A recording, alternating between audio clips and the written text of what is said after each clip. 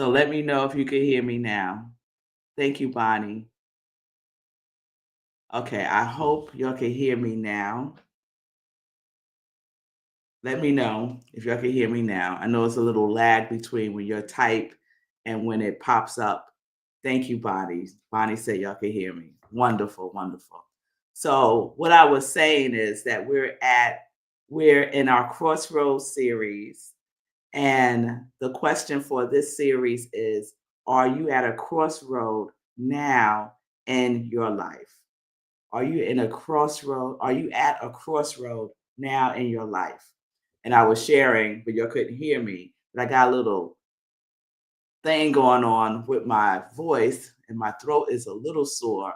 And so I'm just taking it easy. Rest yesterday a lot and rested a lot this morning as well. So Bonnie is giving me permission to share about her situation because Bonnie is at a crossroad. So Bonnie, I will share after I get through these three prophecies, because today we're going to talk about the third prophecy. And maybe as I review the first and the second one, I'll drop in what Bonnie is referring to. So the first fire prophecy, and let me just pause and say that these prophecies that I'm sharing are from this book, Braiding Sweetgrass, Indigenous Wisdom, Scientific Knowledge, and the Teaching of Plants by Robin Wall Kimmerer. So it is a great book. It's like in essays. And one of the essays is called People of the Seventh Fire. So we're going through each of the prophecies, and there are really 8 prophecies, but for whatever reason, the people can't get to the 8th prophecy. They get to the 7th prophecy and then kind of start all over again because they don't meet the requirements of the 7th prophecy. So the first prophecy was simply to follow spiritual teachings, to follow our spiritual teachings.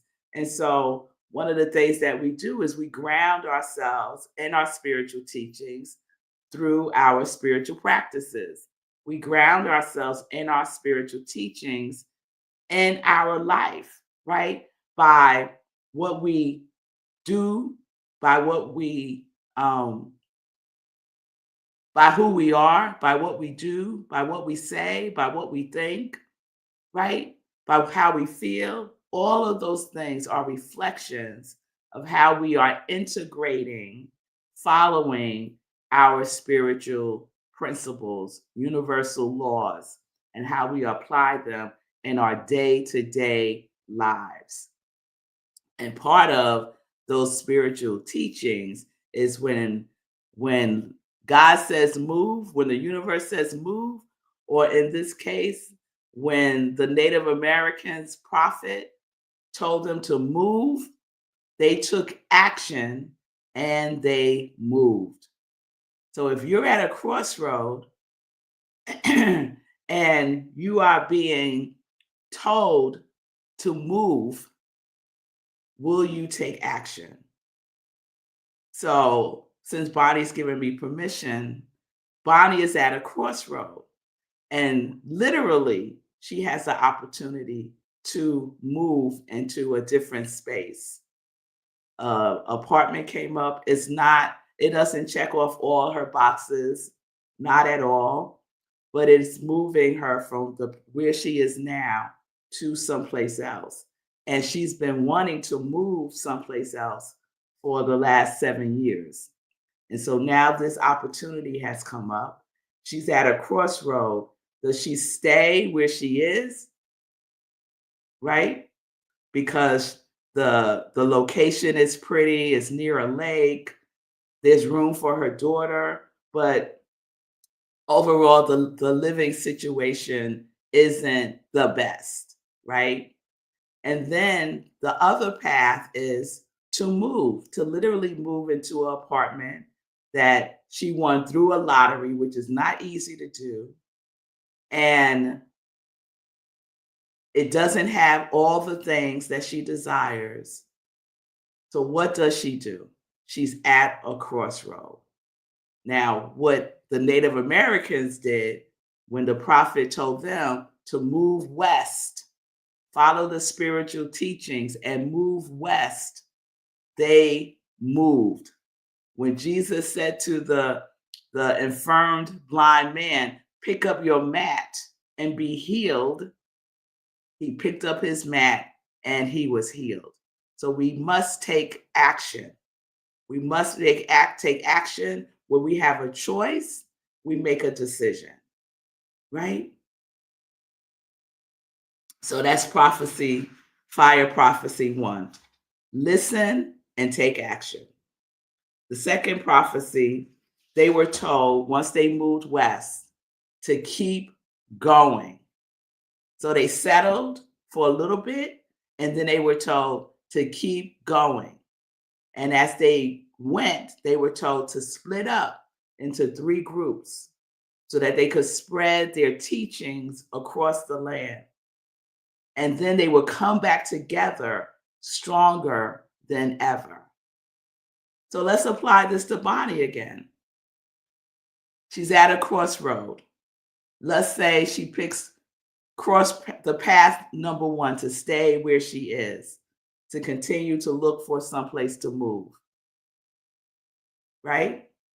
Or she goes down path number 2 to actually move into this other apartment that doesn't check all the boxes, that she doesn't really feel, connected with, that is smaller than the place that she currently is in, that doesn't have a separate room for her daughter, right?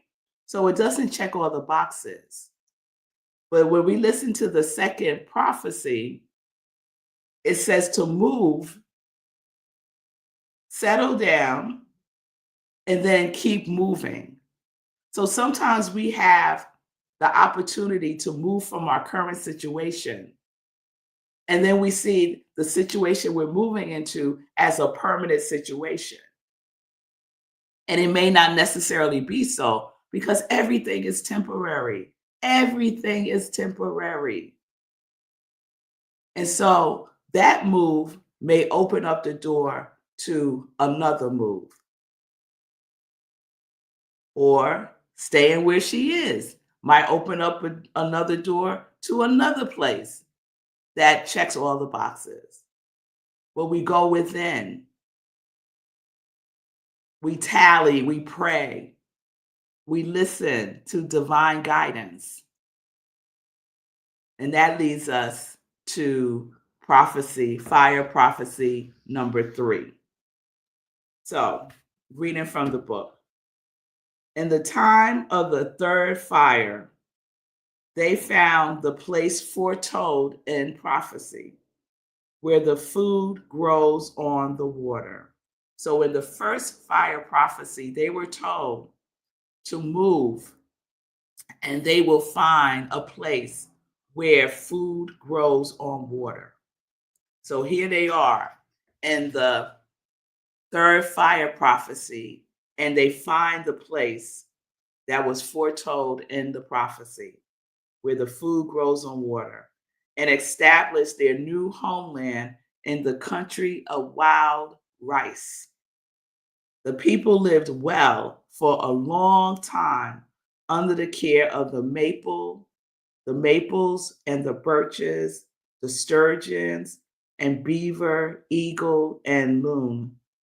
The spiritual teachings that had guided them kept the people strong, and together they flourished in the bosom of their non-human relatives. So, because they were obedient in the first fire prophecy, by listening, by following their spiritual teachings, by taking action and moving, because they were obedient to the second fire prophecy, to keep moving after you settle. Sometimes we get real comfortable and we know that we need to take action, but we're so comfortable that we don't want to keep going. And that's how we find ourselves stuck. So they didn't get stuck. They might have been really comfortable in the place where they landed. But the prophecy said to keep moving west, to divide into three and come back together and form one union, which they did, which is still operationalized today, called the Three Fire Confederacy. It's still alive today.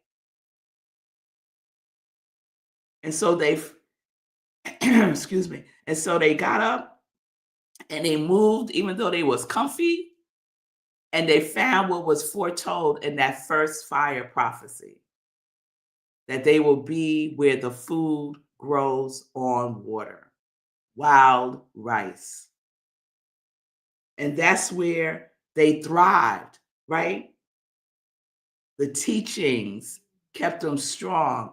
Nature, their relationship with nature protected them and gave them the resources that they need. So let's say Bonnie follows that path one. She doesn't move. What changes? I don't know. Right? Maybe everything changes. Let's say she goes down the Crossroad path two, and she moves into this place that she doesn't particularly resonate with, but it's movement, right? And then something else comes up, right? Because the people didn't stay in the second fire prophecy. They were told to move again. And the opportunity presented itself for them to move again to that place that they visualized, to that place that checked off all the boxes. But first, they were in a place that did not meet everything that was foretold. So trusting, listening, having faith, taking a risk, doing something different, taking action. These are the prophecies that are alive and guide us today. We can apply each one of these prophecies in our lives. Someone may be at number one, someone may be at number two, someone may be at number three. Do you see yourself in any of these fire prophecies? Are you going within? Are you being prayerful? Are you listening? Are you meditating? Are you journaling about it? Are you putting into practice all of the spiritual tools that you have at hand? I would go talk to a tree and see what the tree has to say, right? Listen to nature. Nature is constantly moving. Nature is never static. Even when it's dormant, there is movement, there is vibration. So we get to decide. Are you at a crossroad now in your life? And what are you going to do? Will you trust? Will you have faith? Will you take action? Will you believe that the desires of your heart are coming into fruition? And it may not be that next move, but it is coming. It is coming. So tomorrow we will go through the fourth fire prophecy. I hope this is resonating with someone out there and that you are seeing how you can apply it to your life today. Yes? Again, the book is Braiding Sweetgrass by Robin Wall Kimmerer. So let's get into some joy news before I lose my voice altogether. So thank you all who came out and attended our community cafe last night. We had an evening of meditation. We followed a guided meditation by Muji, who's this amazing Jamaican guru that I just love his voice. Like the tone of his voice really resonates with me. So thank you all who attended last night. Today is our next class, our second class in our self-mastery, emergence of the true self class. So today is the final day that you can attend. If you have not registered, you want to register today, and I will send you the recording of the first class so you can catch up. I will send you the workbook and the guide so that you can participate in the class this evening, 6:30 to 8:30 on Zoom.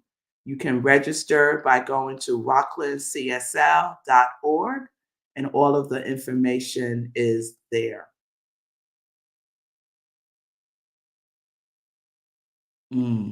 You're welcome, Bonnie. Yeah, there's going to be things you would have to do, right? Yeah.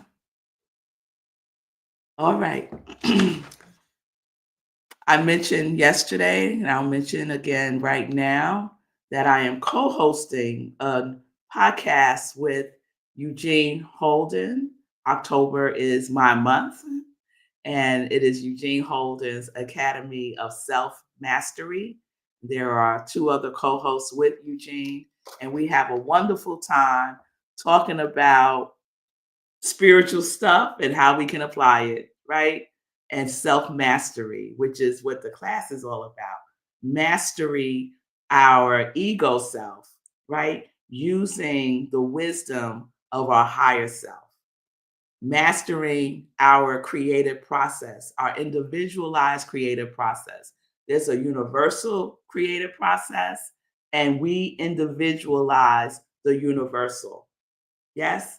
And so that's what the class is about. And that is what the podcast we talk about on the podcast as well.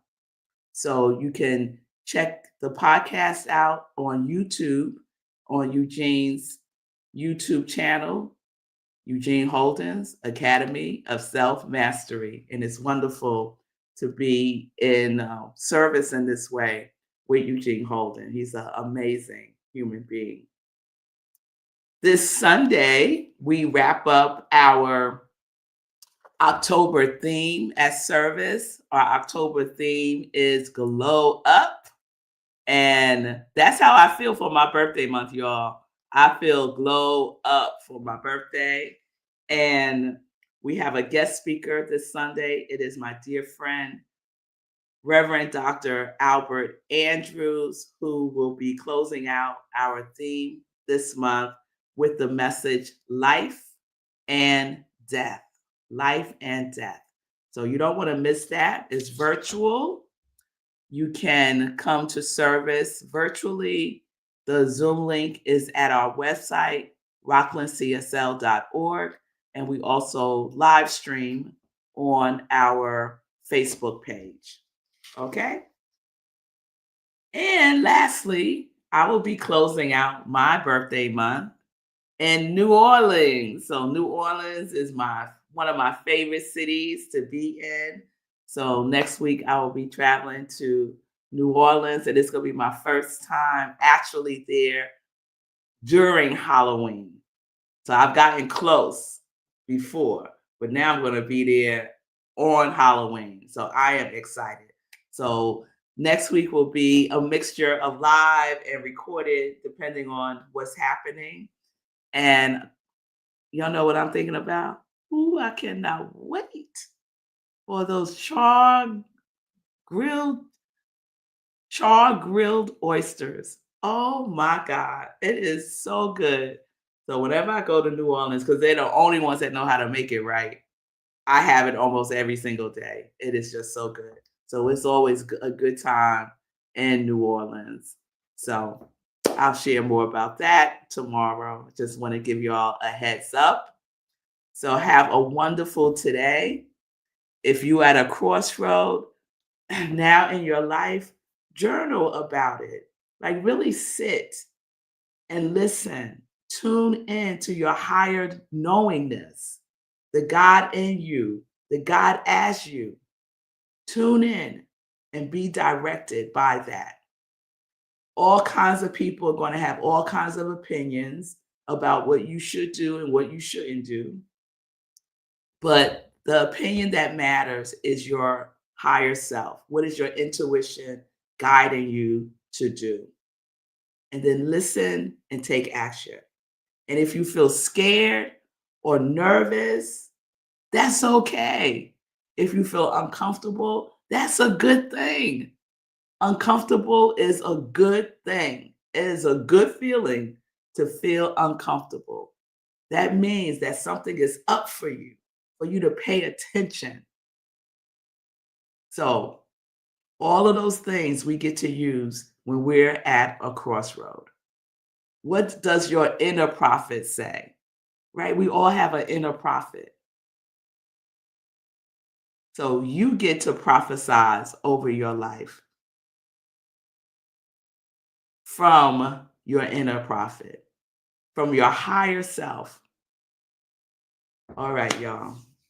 So tomorrow we will continue our journey through the fire prophecies with the fourth fire prophecy. So have a wonderful today. I'm going to make myself some tea. The good thing is I don't feel sick. I don't feel sick. I do feel a little tired and scratchiness with my throat, but I don't feel like, oh, yeah. So I'm taking it easy, y'all. I'm taking it easy. So peace and blessings, everybody. Peace and justice. We are living life in joy, connected to our yes.